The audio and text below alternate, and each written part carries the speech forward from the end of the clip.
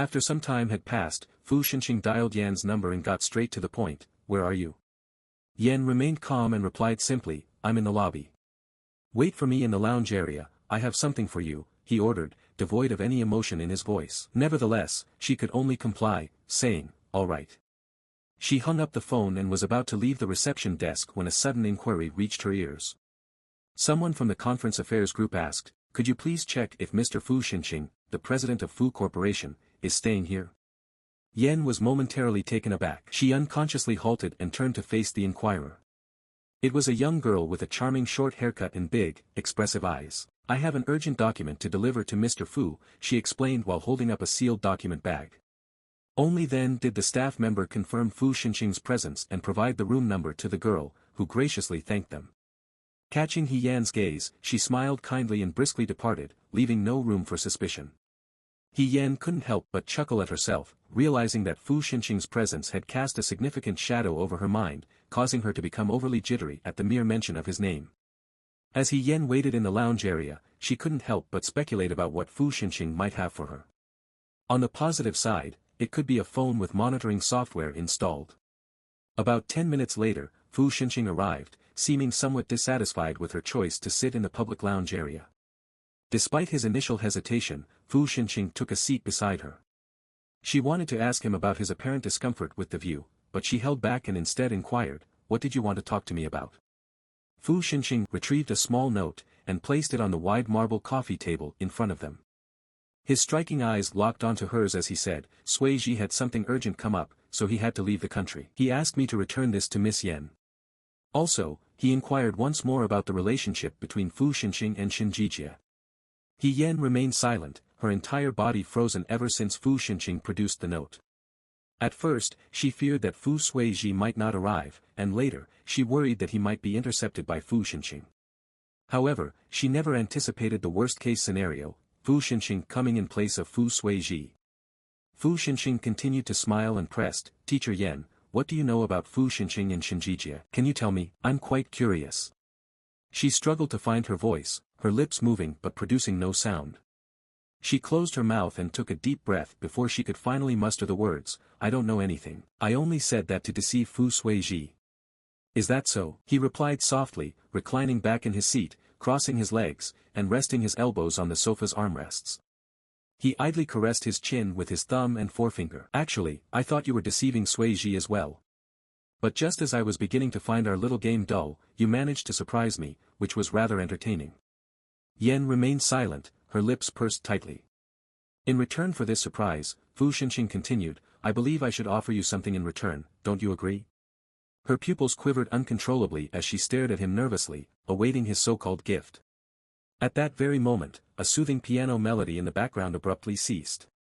Following a brief pause, the lobby was filled with a man's heavy breathing and a woman's passionate and seductive cries, echoing loudly. The sounds were so shocking and embarrassingly indecent that nearly everyone in the lobby froze, instinctively searching for the source of the commotion. On the large display screens prominently placed in the lobby, the previously serene images of Nanzhao City were replaced by a lewd adult video. The lobby manager, recovering from the initial shock, urgently ordered the staff to turn off the video. Panic engulfed the lobby, but in the corner, the lounge area was eerily silent. The moment she heard the voices, Yan felt as if she had been struck by lightning. A deafening buzz filled her mind, followed by a numbness that seemed to detach her soul from her body. It suddenly dawned on her that Fu Xinqing's earlier comment about the poor view from their location was accurate. From this angle, only a few distorted images were visible. On the opposite side, Fu Xinqing's lips moved as he attempted to speak, but his words were inaudible to her. Yan desperately implored herself not to lose her sanity, chanting inwardly that she mustn't succumb to insanity. She had persevered until now, she couldn't lose her grip on reality. Fu Xinqing sensed that in an instant, the woman before him had drained of all vitality, her face as pallid as paper. Her lips, too, had lost their color, leaving only a pair of dark, profound eyes reflecting emptiness and despair as they stared blankly at him. An inexplicable fear gripped him, prompting him to rise and sit beside her. He grasped her trembling shoulders firmly with both hands, and she offered no resistance. Her shuddering reverberated through his arms, unmistakable and intense. He increased the pressure of his grip, his voice growing heavy as he repeatedly called her name, He Yan, He Yan. No one knew how long it took, but finally, her trembling began to subside. She spoke softly, her voice barely audible, "Let me go, Fu Xinqing, please let me go." Fu Xinqing sneered slightly. It seems I underestimated Teacher Yan's endurance. Perhaps the effect would have been better without pixelation. She lowered her gaze, devoid of anger or fear, and muttered softly, "Fu Xinqing, do you believe in karma?" His surprise was evident, but before he could respond, she continued, as if speaking to herself, I believe that good and evil are rewarded.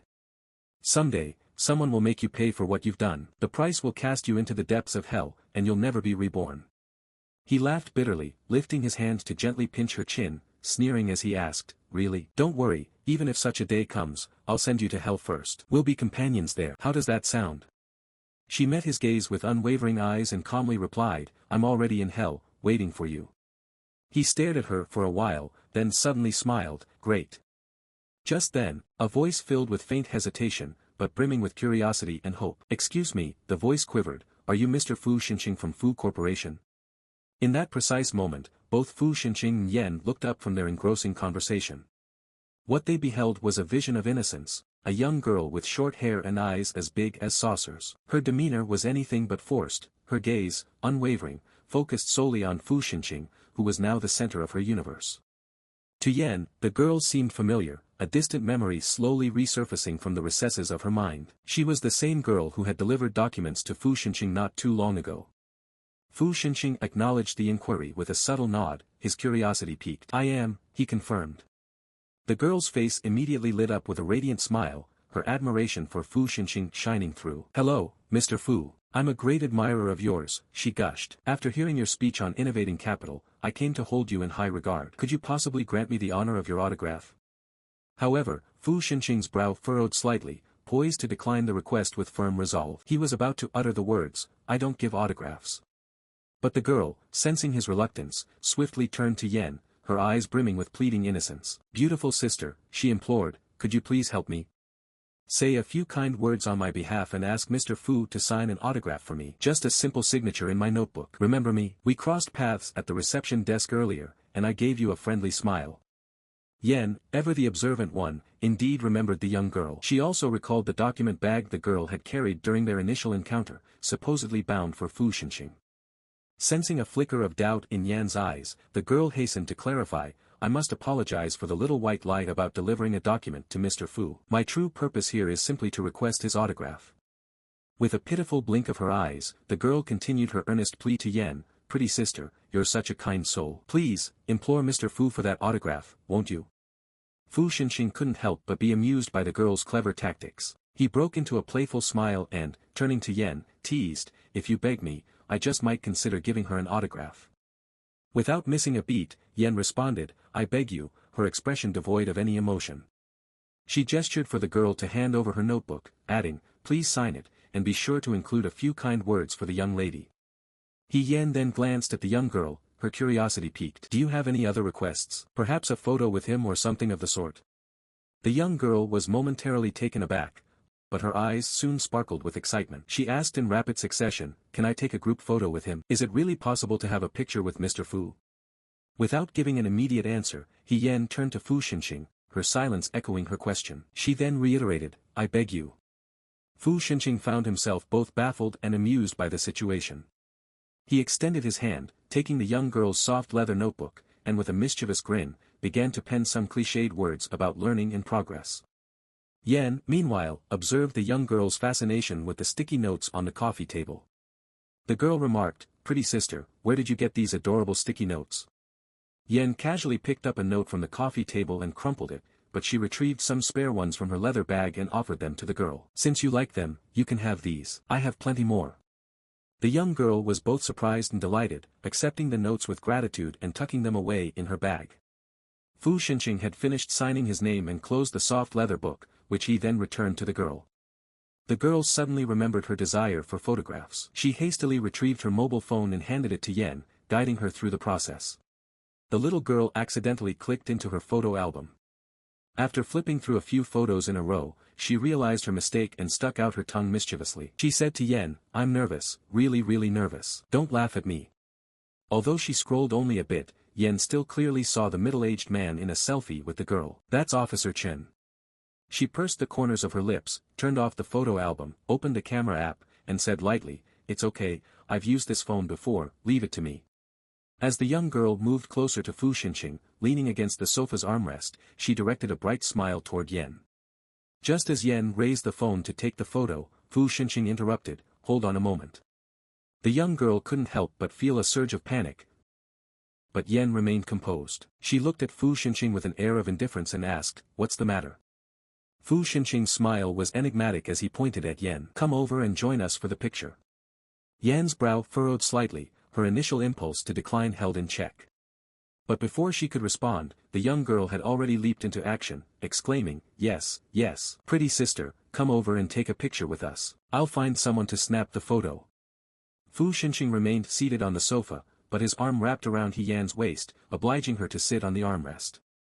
As a passerby handed over the mobile phone, the young girl eagerly accepted it. She then turned to Fu Xinqing and Yen, offering a series of appreciative bows. "Thank you, Mr. Fu, and thank you, pretty sister." Pausing for a moment, the girl hesitated before addressing Fu Xinqing. "Mr. Fu, would you like me to send you the photos?" Fu Xinqing, displaying rare patience, reached into his pocket and produced a business card, which he handed to her. "Send them to the number on this card."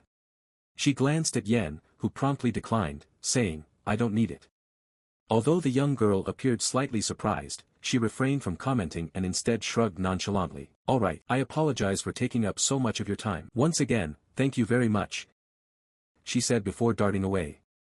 Yen had already stood up from the armrest of the sofa. She strode a few steps away from him, avoiding him like the plague, and asked, "I have received your return gift, do you have anything else to talk about? If not, I need to leave. I still have work to do." Fu Xinqing raised his eyebrows slightly and said, "I am a special guest of the forum, and it is also your job to provide me with services." Yen unconsciously showed some impatience. "Then may I ask what service you need me to provide?" Fu Xinqing had a sly smile on his lips as he sat there calmly, and asked softly, "Can you serve me in bed?" She was stunned at first, then flushed in anger. He smiled at her, took out the room card between his fingers. "Come to my room tonight. Don't be too late, I don't like waiting." She snatched the room card angrily, held it tightly in the palm of her hand, wishing she could use it to stab him. "Mr. Fu, for a man like you, don't you get bored constantly sleeping with the same woman?" He nodded slightly as he grinned at her, even adding shamelessly, "I guess so we can try something new tonight." Yen was absolutely pissed. She couldn't help sneering at him. "Fu Xinqing, you are really despicable. To take revenge on a woman, I didn't expect you to do it personally, using your own body. Don't you hate me? Don't you want to turn me into a prostitute? Why do you keep becoming my client? Could it be that you are addicted to me?" The smile on his face gradually froze. His thin lips pursed into a line, and he looked at her coldly. She suddenly realized her own stupidity. This momentary verbal victory would only infuriate him, which wasn't good for her. Yen quickly shut her mouth. After a while, Fu Xinqing raised the corners of his lips again in a mocking smile, as he said coolly, Yen, I admit that I am into your body at the moment, but this does not mean that I will always want you. If I were you, I'd seize this opportunity. Try your utmost to win some favor from me, and who knows, maybe I might catch some feelings for you later and let you go, or give you a good time. It's not that you can't live, you can't die." She believed that he would do what he said, so she unconsciously fought a cold war against herself, lowering her eyes. After a while, she said quietly, "Thank you for your reminder." Upon her return to the service desk, a female student eagerly approached Yen, her excitement palpable. "Teacher Yen," she exclaimed, "who is that gentleman? He's so handsome that I really want to jump over and lick his feet." Caught in a moment of awkward uncertainty, Yen found herself grappling for an appropriate response. However, seemingly out of nowhere, Su Qinghua materialized by her side, a knowing smile gracing his lips. He turned his attention to the enthralled student and remarked, "I happen to know who he is. I'll tell you, but how about treating me to something nice first?" With a playful grin, Su Qinghua put an end to the suspense, unveiling the gentleman's identity. "He is Fu Xinqing, the president of Fu Corporation," he disclosed. "Miss Yen is currently occupied, but feel free to ask me anything you want to know." As the conversation between Su Qinghua and the student continued, Yen took the opportunity to slip away discreetly. She made her way to the public rest area, only to discover that Fu Xinqing had vanished without a trace. She couldn't discern when he had made his exit. After a brief moment of hesitation, Yen decided to step outside the hotel doors, clutching her phone in hand. Finding a quiet corner, she dialed Yuanza's number. Yuanza, I miss you, especially right now. Yuanza's hearty laughter filled the speaker, and after a brief pause, he replied affectionately, silly girl, you're making it sound as if you're thousands of miles away from me. Don't worry, I'll come to you. Since you can't go home, how about I come to the hotel instead? Alarmed by the idea, Yan hurriedly responded, please don't joke like that. Do you have money to spare? Besides, all the hotel rooms are fully booked now, it's impossible to find a room. Yuanza chuckled, undeterred. How will I know unless I try? Growing increasingly concerned, Yan implored, no, seriously, it's not a good idea. You might cause a scene. Please, Yuanza, don't create trouble for me. If you do, I'll be really upset. Yuanza eventually relented but proposed a new plan. Before Yan could voice her objections, he suggested, alright, but can I at least visit you? I'll take you out for something delicious. Yan reluctantly agreed to this compromise.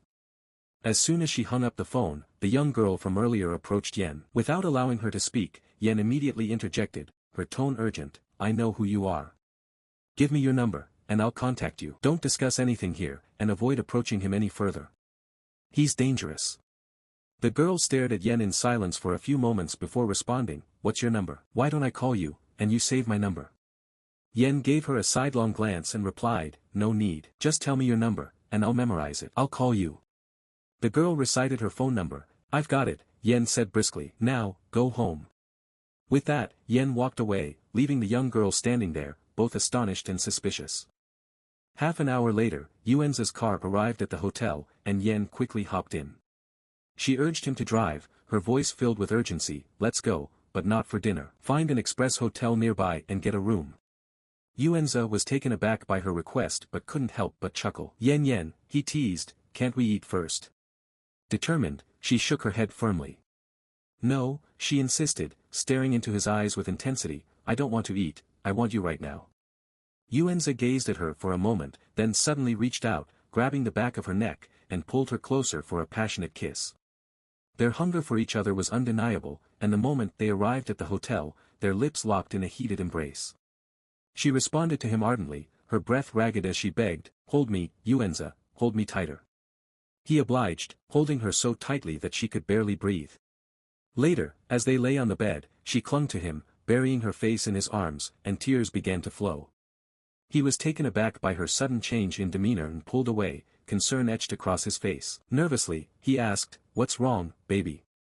Don't scare me, tell me what happened. She smiled through her tears and reassured him, it's okay. I'm just afraid you won't want me in the future. Unable to contain himself, he lightly slapped her forehead and chided, you've been overthinking, haven't you? With a tremor in her voice, she called his name and looked up at him. However, when she met his clear, bright eyes, she couldn't bring herself to share the disturbing encounters with Fu Xinqing. Instead, she repeated his name and earnestly declared, Yuanza, I love you. Please remember that, no matter what happens, I love only you. Yuanza furrowed his brow slightly at her perplexing words. Sensing something was amiss, he probed, what's wrong? Yan, did something happen to you? She hesitated for a moment but quickly dismissed his concern with a simple, no. Just as she spoke, her phone, tucked away in her purse, chimed with a text message notification. She swiftly reached for it, her face stiffening as she read the message. In a hurry, she deleted it and powered off her phone. Turning to Yuanza, she declared, my colleague is rushing me. Please, take me back now. Yuanza, composed as ever, urged her to wait just a few more minutes. However, Yan couldn't wait any longer and kissed him passionately, asserting, I was already late this morning, and if the director catches me missing my post again, he'll make an example out of me. Back at the hotel, when Yan's colleague saw her return, she greeted her with a smile. Teacher Yan, do you need to use the bathroom? She asked. I was just about to shower because I felt sweaty after a long day. Yan forced a smile and declined, saying, no, please go ahead. She switched on her phone, and the first thing that appeared was a text message from Yuanza. Yan sat on the bed, holding the phone absently. At 10:30 p.m., her phone rang suddenly, displaying Fu Xinqing's number. When she answered the call, he remarked, as I said, I don't like waiting for people. She tried to explain, her tone softer this time, I was really busy, and the director emphasized not roaming around at night. I have a roommate with me, so I can't leave. Fu Xinqing remained silent, offering no response. She hesitated for a moment, taking a deep breath before continuing, Fu Xinqing, can you be a little more understanding? Suddenly, he inquired, who shares your room? Startled, she mentioned her colleague's name but couldn't help but ask, what are you planning to do? There was no immediate response, he simply hung up the phone. Yen felt slightly puzzled but couldn't call him back to inquire. She returned to her room. Her colleague, who had just finished her shower and was changing her clothes, received a call on her phone. As she answered, her expression grew flustered, and Yen couldn't help but notice the change. When the call ended, the colleague looked at Yen with a fearful expression and said, Teacher Yen, something has happened at home, and I need to leave immediately. Can you cover for me? I'll do my best to return tomorrow morning, but if I can't, please request leave on my behalf. Concerned, Yen asked, what's wrong? Do you need my help? The colleague fought back tears, her voice trembling as she replied, it's all right, Teacher Yen. It's not a big issue. I'll be back soon. After her colleague left in haste, Yen sent her off to the door and watched as she disappeared. As soon as her colleague was gone, Yen's phone, left on the bed, rang once more. It was Fu Xinqing calling, and he asked her in a detached tone, can you come up now? She bit her lower lip silently, knowing she needed to comply, and replied, yes.